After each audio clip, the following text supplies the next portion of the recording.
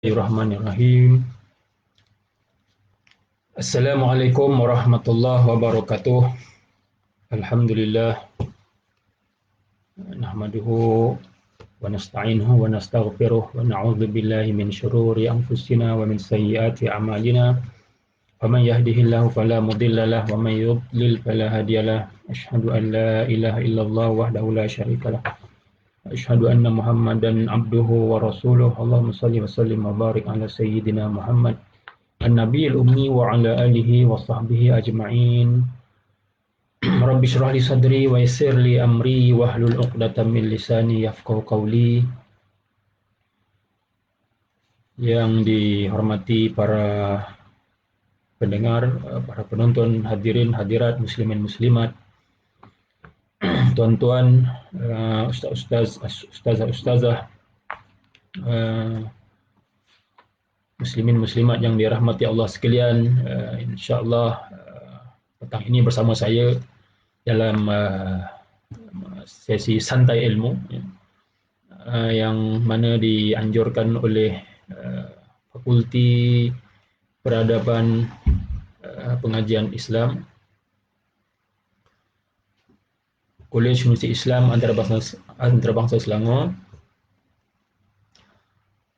Fakulti Pengajian Peradaban Islam, Kolej Universiti Islam Antarabangsa Selangor, dan bersama anda sekalian, Al-Faqir Muhammad Hafiz bin Soroni alias Haji Ahmad Mughni, pensyarah di Jabatan Al-Quran dan As-Sunnah, serta sebagai menyandang ketua unit hadis di Institut Kajian Hadis dan Akidah, ataupun INHAD, ringkasannya INHAD. Jadi Institut Kajian Hadis dan Akidah ini dulunya hadis sajalah, Institut Kajian Hadis, yang mana diinspirasikan dahulu untuk mengembangkan penyelidikan dan juga pengajian berkaitan tentang bidang hadis. Dan alhamdulillah, setelah lebih 10 tahun Institut INHAD, Institut Kajian Hadis dan Akidah ini telah berkembang dan banyak menerbitkan bahan-bahan rujukan, bahan-bahan bacaan untuk pengajian dan sebagainya dalam bidang hadis. Dan boleh juga dilihat aktivitinya INHAD ini di laman Facebook INHAD dan juga di laman web INHAD lah. Dan juga ada jurnal khusus untuk hadis, jurnal hadis yang telah diterbitkan sehingga kini siri yang ke-20, siri yang ke-20, dan ini merupakan di antara kejayaan INHAD lah. InsyaAllah berhubung dengan tajuk yang diwar-warkan dan juga kaitannya dengan kami ini, INHAD ini, nak saya ceritakan tentang sejarah institusi hadis yang tertua. Ni bila sembang santai atau santai ilmu ni, saya terfikir yang kalau yang nak dikongsikan mungkin berkenaan dengan sejarah, cerita, mungkin berkenaan dengan motivasi dan seumpamanya, yang santai lah, maknanya orang kata tak berat, dia punya pengisian itu tidak berat.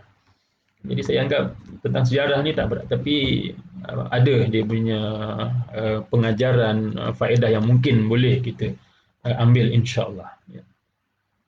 Jadi yang saya maksudkan tentang institusi hadis tertua ini ialah Darul Hadis Al-Ashrafiyah.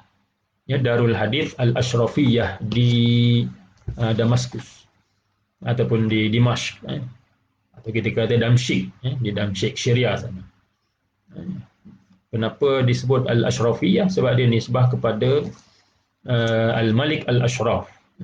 Itu dia punya gelaran dia. Al-Malik Al-Ashraf, nama dia Musa bin Muhammad bin Ayyub, ya, salah seorang daripada Sultan Daulah Ayyubiyah. Ya, Daulah Ayyubiyah ni kita tahulah, ya, diasaskan oleh Sultan Salahuddin Al-Ayyubi yang masyhur dan terkenal. Ya. Dan Musa bin Muhammad ini adalah anak saudara kepada Sultan Salahuddin. Jadi anak saudara dia ini juga orang yang berpengaruh dalam Daulah Ayyubiyah. Ya. Dan ketika beliau diarahkan, ya, untuk mentadbir wilayah Syam, ya, dan beliau telah sampai ke Dimashq, ya. Beliau telah diilhamkan untuk membina satu institusi, ya, yang diberi nama Darul Hadis. Ya, Darul Hadis. Jadi oleh kerana beliau adalah pengasasnya, ya, Al-Malik Al-Ashraf, ya, Musa bin Muhammad ini, jadi disebut Darul Hadis Al-Ashrafiyah. Ya. Jadi tepatnya dia punya tarikh, ya, dirasmikan itu ialah pada tahun 630 Hijrah, ya, 630 Hijrah, ataupun dikatakan secara tepat pada malam nisfu Sya'ban. Maknanya bulan Sya'ban lah, bulan Sya'ban tahun 630 Hijrah. Jadi itu pembukaan rasmi Darul Hadis Al-Ashrafiyah, yang mana Al-Malik Al-Ashraf ini dia meminati hadis, dan beliau juga mencintai, mengasihi para ulama hadis, ya, dan dengan terbinanya Darul Hadis Al-Ashrafiyah ini, ya, maka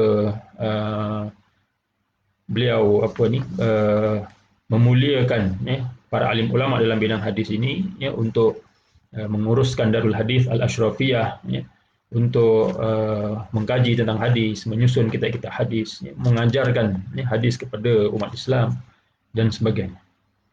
Jadi daripada tahun itu 630 Hijrah itu sampailah ke hari ini, Darul Hadis Al-Ashrafiyah itu masih ada. Masih ada. Maknanya kalau kita kira ni dah lebih 800 tahun lah, ya. Dia punya sejarah dia, ya, lebih 800 tahun. Dan yang mula-mula sekali, ya, dilantik sebagai pengetua Darul Hadis ataupun disebut Syekhul Hadis. Syekhul Hadis yang mula-mula sekali di Darul Hadis Al-Ashrafiyah ini ialah Al-Imam, ya, Ibnu As-Salah, ya, yang memang kita kenal Imam Ibnu Salah ini, ya, dalam bidang hadis. Dia punya kitab dia itu Muqaddimah Ibnu Salah itu memang masyhur lah, ya. Kitab Muqaddimah Ibnu Salah, ya, dalam ilmu ulum al-hadis itu sangat masyhur, dan dikatakan sebagai tanda dalam sejarah ulum al-hadis itu, ya, kitab Muqaddimah Ibnu Salah ni dia dianggap sebagai puncak kegemilangan ulum al-hadis, ya. Dalam sejarah ulum al-hadis daripada kurun yang ke-2 Hijrah, ke-3 Hijrah, 4 Hijrah belum lagi dibukukan secara lengkap. Ya, belum lagi dibukukan secara lengkap, ya. Kemudian ada yang menyusun tentang ulum al-hadis, tapi masih ada lagi, ya, bab-bab ataupun masalah-masalah yang belum dimuatkan. Sehinggalah zaman Ibnu Salah, maka beliau telah menyusun, ya, perbahasan-perbahasan dalam ulum al-hadis itu secara lebih lengkap lagi. Jadi kitab Muqaddimah hanya itu dianggap sebagai satu tanda pemisah, ya, ya, di antara zaman sebelum dalam sejarah perkembangan ulum hadis itu, zaman sebelum kemunculan Ibnu As-Salah, dan juga zaman selepas Ibnu As-Salah. Jadi selepas zaman Ibnu As-Salah itu kebanyakan ulama-ulama hanya menggunakan kitab Muqaddimah Ibnu Salah, ya. Kalau nak mempelajari tentang ulum al-hadis, mereka akan belajar kitab Muqaddimah Ibnu Salah, ya. Jadi selama 200 tahun, ya, kitab beliau itu dipelajari, ya, dan diajarkan kepada para penuntut ilmu. Kemudian barulah muncul kitab Al-Hafiz Ibnu Hajar, kitab Nuzhatun Nazar, ya, kitab Nuzhatun Nazar, dan dia punya matan dia Nukhbatul Fikar, ya. Kemudian syarah dia Nuzhatun Nazar.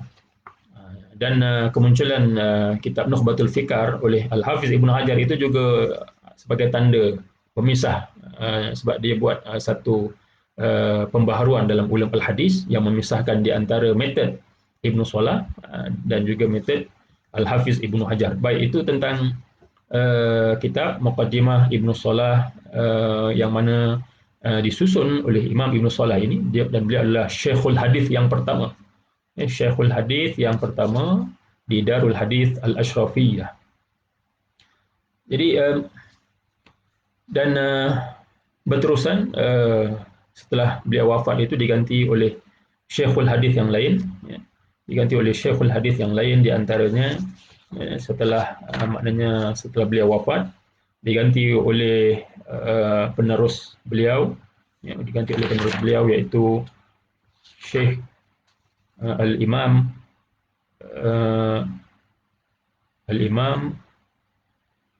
selepas Ibnu Salah ialah Imam Imaduddin Al-Harustani. Imam Imaduddin Al-Harustani. Di antara syarat yang ditetapkan oleh Al-Malik Al-Ashraf, orang yang dilantik sebagai Syekhul Hadis ini mestilah orang yang berakidahkan Ahlus Sunnah wal Jamaah, mengikut aliran Al-Asy'ariyah dan juga bermazhab Syafi'iyah, bermazhab Imam Syafi'i, mengikut mazhab Imam Syafi'i, dan dia juga mesti mahir mengenai hadis, mahir dalam bidang hadis dari aspek riwayahnya dan juga dirayahnya. Jadi siapa yang dilantik sebagai Syekhul Hadis itu memang dia adalah pakar hadis di zaman itu.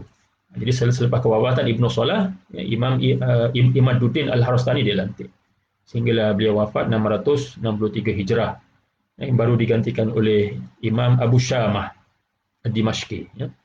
Imam Abu Syamah ni terkenal dengan kuat berpegang dengan sunnah, dan beliau sangat keras dalam menentang perkara-perkara bid'ah. Kemudian selepas beliau wafat 665 Hijrah, dilantik pula anak murid dia.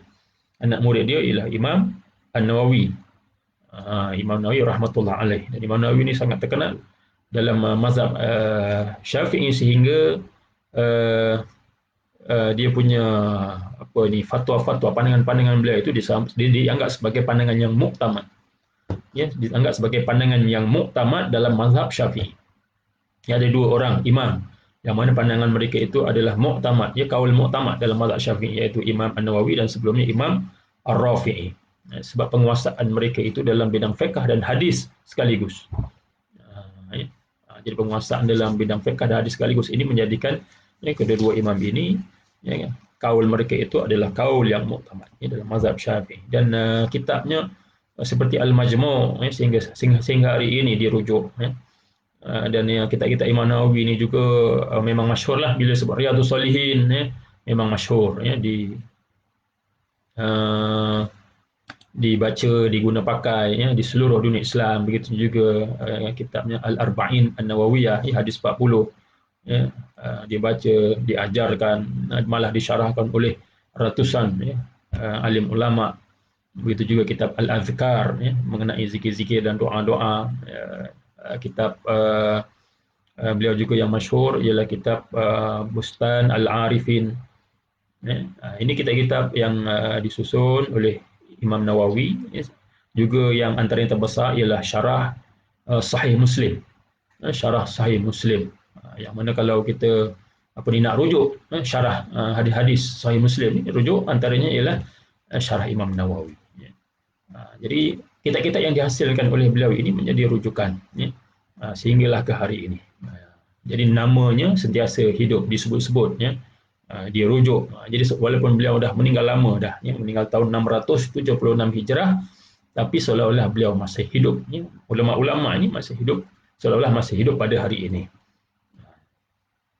Jadi selepas Imam Nawawi meninggal, ramai yang dilantik sebagai Syekhul Hadis di Darul Hadis Al-Ashrafiyah. Antara yang masyhur juga ialah Al-Hafiz Jamaluddin Al-Mizzi yang menyusun kitabnya yang terkenal Tahzib Al-Kamal. Tahzib Al-Kamal ini ialah himpunan perawi-perawi hadis yang terdapat dalam Al-Kutubus Sittah. Kalau kita tahu Al-Kutubus Sittah tu apa, Sahih Al-Bukhari, Sahih Muslim, Sunan Abi Daud, Sunan At-Tirmizi, Sunan Nasa'i, Sunan Ibni Majah. Jadi bila kita tengok dalam tu ada hadis dan juga ada sanad-sanad, rantaian perawi-perawi. Jadi perawi-perawi itu semua dikeluarkan. Dia punya nama dia itu dan disusun mengikut huruf abjad. Macam kamus lah. Dan dibawakan dia punya biografi dia, nama penuh dia, siapa gurunya, siapa murid-muridnya, apa kata para ulama al-jarh wa ta'dil tentang perawi tersebut, siqah ataupun dhaif dan sebagainya, sangat detail. Bila kita tengok kitab Tahzibul Kamal ini, kita akan kagum, luar biasa dia punya info, maklumat, data yang sangat padat yang terdapat dalam kitab ini, yang mana kemudian tambah baik lagi dikemaskini oleh Al-Hafiz Ibnu Hajar dalam Tahzib At-Tahzib. Dalam kitab At-Tahzib At-Tahzib, di antara kitab yang sangat detail, terperinci mengenai hadis yang disusun oleh Al-Hafiz Al-Mizzi ialah kitab Tuhfatul Ashraf bi Ma'rifah Al-Atraf. Macam mana dia nak mengindekskan keseluruhan hadis-hadis beserta sanad-sanadnya, mengikut nama-nama sahabat yang meriwayatkannya. Dia adalah sebuah kitab yang besar. Dia susun mengikut nama-nama sahabat daripada yang dimulakan dengan 10 sahabat yang dijanjikan syurga, dan seterusnya lah, dan seterusnya, sampailah maknanya disusun nama-nama sahabat itu ikut huruf abjad, bermula daripada huruf alif sehinggalah huruf ya. Dan setiap seorang sahabat itu apakah hadis yang diriwayatkannya. Jadi sangat detail, sangat-sangat terperinci. Dan bila kita tengok, memang luar biasa usaha yang digemblengkan oleh Al-Hafiz Al-Mizzi dalam berkhidmat kepada hadis Nabawi Asy-Syarif. Dan selepas beliau wafat tahun 742 Hijrah. Selepas itu dilantik pula Imam Taqiyuddin As-Subki. Imam Taqiyuddin As-Subki. Sebelumnya dicadangkan Al-Hafiz Al-Zahabi di zaman itu. Di antara tokoh yang hebat juga di Syam ialah Al-Hafiz Al-Zahabi yang memang pakar dalam ilmu rijal. Tetapi oleh kerana para ulama di zaman itu berpendapat bahawa Al-Hafiz Al-Zahabi ini dia tidak beraliran Asy'ariyah. Sebab tadi syarat pewakaf. Al-Malik Al-Ashraf tadi dia ada sebagai pewakaf.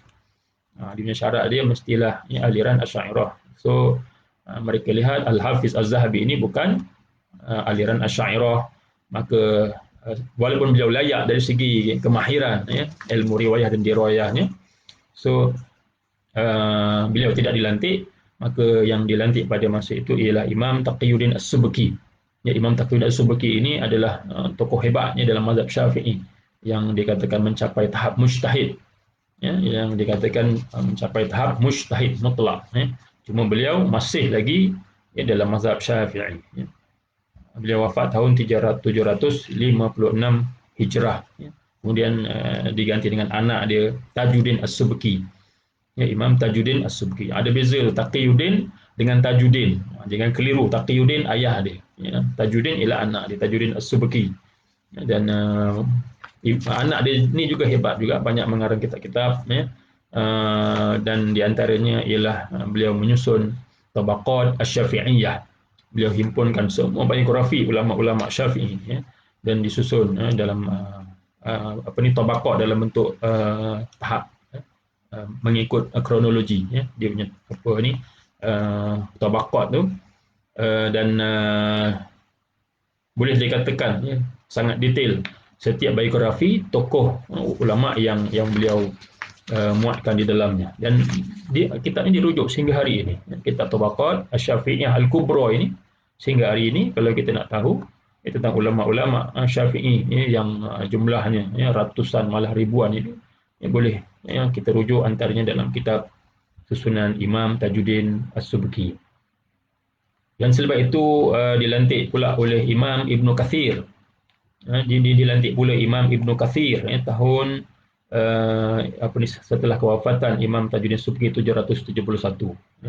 Dilantik Imam Ibnu Katsir, dan bila sebut Ibnu Katsir ini memang makruf, seorang yang terkenal dengan dia punya tafsir dia. Bila kita nak tahu tafsir Al-Quran ini, antaranya yang kita rujuk ialah tafsir Ibnu Katsir, yang mana wafat tahun 774 Hijrah. Jadi ini di antara tokoh-tokoh yang mungkin ramai lagi lah sebenarnya, dan saya dapat sebutkan sebahagian saja yang mana sumbangan mereka sangat besar dalam disiplin pengajian Islam, dan Syekhul Hadis di Darul Hadis Al-Ashrafiyah ini berterusan, cuma dalam kurun ke-10 Hijrah dia mula merudum. Tahun ke-10 Hijrah, 11 Hijrah, 12 Hijrah mula merudum. Mungkin maknanya tak ada tokoh yang sehebat tokoh-tokoh yang saya sebutkan tadi. Mungkin di antara sebabnya ialah dari segi kelayakan itu tidak mencapai tahap yang sepatutnya lah. Tapi tetap dilantik sebab dah tak ada orang lain. Maka mereka itu dilantik. Walaupun mereka itu mungkin kurang mahir dari segi ilmu hadis, riwayah dan dirayahnya sekaligus.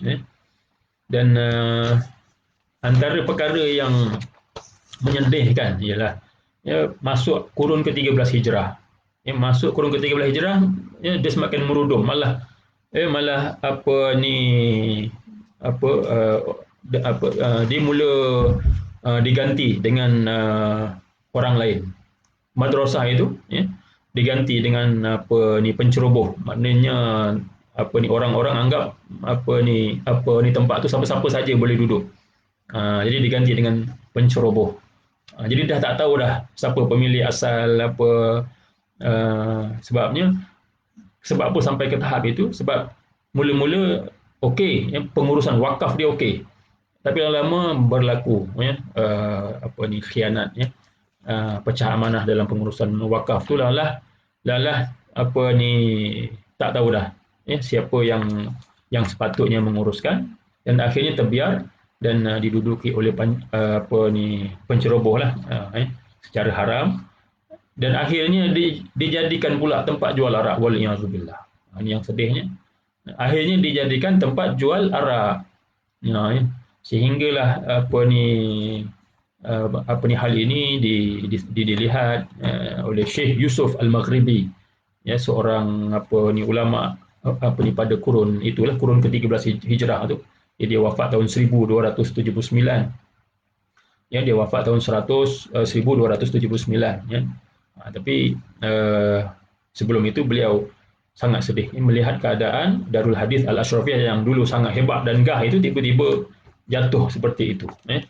Jadi beliau mula mendapat kesedaran, ilham untuk dia mengembalikan semula kegemilangan tu. Dia cubalah berusaha. Dia pergi ke Gubernur Dimash, masa tu nak minta tolong, selesaikan hal madrasah Darul Hadis ini. Tapi tak diendahkan. Akhirnya dia berjumpa dengan seorang tokoh hebat, Al-Amir Abdul Qadir Al-Jazairi. Ini tokoh jihad dalam kurun ke-13 Hijrah dulu. Jadi kalau kita belajar sejarah penentangan terhadap penjajahan di Timur Tengah dulu, kita akan jumpa nama Abdul Qadir Al-Jazairi. Jadi Syekh Abdul Qadir Al-Jazairi ini telah membantu Syekh Yusuf Al-Maghribi untuk membangunkan semula Darul Hadis Al-Ashrafiyah, dan dia beli dahlah orang tu duduk secara pencerobohan. Sepatutnya dia tak layak, tapi oleh kerana mungkin menimbulkan kesukaran di masa itu, jadi Al-Amir Abdul Qadir terpaksa beli tempat itu dan dipulihkan semula, dan struktur bangunan dia, dan akhirnya beliau buka kembali Darul Hadis Al-Ashrafiyah pada tahun 1274 Hijrah, dan dikembalikan semula tradisi pengajian hadis di situ, dan dimulakan dia punya pembukaannya itu dengan pembacaan kitab Sahih Al-Bukhari ya, sampailah khatam, ya, sehinggalah khatam kitab Sahih Bukhari itu. Jadi itulah yang dapat saya sebutkan serba sedikit ya, tentang sejarah ini, yang mana ada yang mungkin kita boleh ambil manfaat, ambil pengajaran daripadanya, daripada satu institusi yang sangat masyhur dan gemilang itu, dia boleh jatuh. Jatuh sebab apa? Sebab orang yang mengendalikannya itu, ya, masalah sikap dari segi apa ni, tidak jaga amanah, dari segi integriti, ya, rosak. Ini orang-orang yang apa ni, sebab itu kalau sesuatu perkara itu diserahkan, ya, urusan, ya, satu urusan diserahkan kepada bukan ahlinya, maka tunggulah, ya, kehancuran. Itu waliyadzubillah.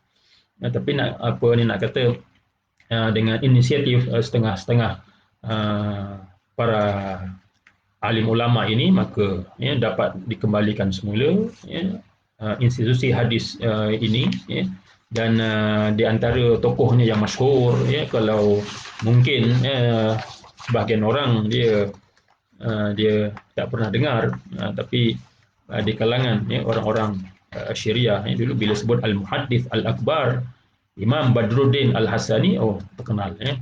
Kalau pergi ke Syria tu, kalau sebut, ya, Imam Badruddin Al-Hasani, ya, muhaddits, sebut sahaja Al-Muhaddits Al-Akbar, semua kenal, ya. Semua tahu sejarahnya, ya. Di antara apa ni yang memasyhurkan beliau ialah, ya, dalam jihad beliau menentang apa di penjajahan pada masa itu, ya. Dan beliau juga yang mengobarkan semangat, ya, umat Islam pada masa itu untuk bangkit, ya, menentang penjajahan daripada barat. Okey, itulah dan last sekali sebenarnya Syekhul Hadis yang last sekali, yang sebenarnya, ya, baru saja, ya, meninggal dunia bulan Oktober tahun lepas, ya.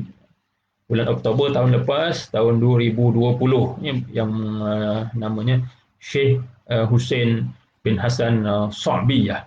Beliau adalah Syekhul Hadis yang terakhir di Darul Hadis Al-Ashrafiyah. Tapi mungkin tak ramai yang tahu, ya. Ini dia macam unsung hero lah, ya, unsung hero, ya. Jadi beliau lah yang terakhir sekali, dan mungkin lepas ni ada yang digantikan, ya. Siapakah Syekhul Hadis yang baru? Itulah, ya, maknanya dalam meneliti sesuatu sejarah sesebuah institusi ini mungkin ada jatuh bangun, begitu juga yang mungkin apa ni berlaku di mana-mana saja, ya. Tapi kalaulah, ya, kita berusaha, ya, dengan sebenar-benarnya, ya, apa ni untuk menjaga amanah, menjaga apa ni integriti kita, insya-Allah, ya, dia akan berterusan, ya, tak akan dihinakan oleh Allah Subhanahu wa taala, ya. Jadi itulah saja yang dapat saya kongsikan pada petang ini. Sama-sama untuk kita berdoa kepada Allah Subhanahu wa taala, semoga diberikan semua kita diberikan keselamatan, kesejahteraan, keafiatan, ya, dijauhkan daripada bala bencana, wabak penyakit, ya. Mudah-mudahan kita beroleh, ya, rahmat, ya, dan keberkatan daripada Allah Subhanahu wa taala. Aku qauli hadza wa astaghfirullah li wa lakum. Wassalamualaikum warahmatullahi wabarakatuh.